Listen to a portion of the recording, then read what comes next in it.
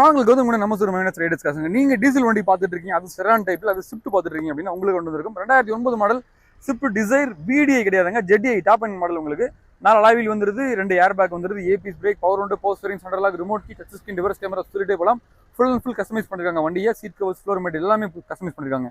வண்டியில் குறைய சொல்ல முடியாதுங்க. ஏசி கூலிங் எல்லாமே சூப்பராக இருக்கு, இன்ஜின் கண்டிஷன் நல்லா இருக்கு, எஃப்சி இன்சூரன்ஸ் எல்லாமே கரண்ட்ல இருக்கு. 2 ஓனர் கண்டிஷன், 2009 மாடல்.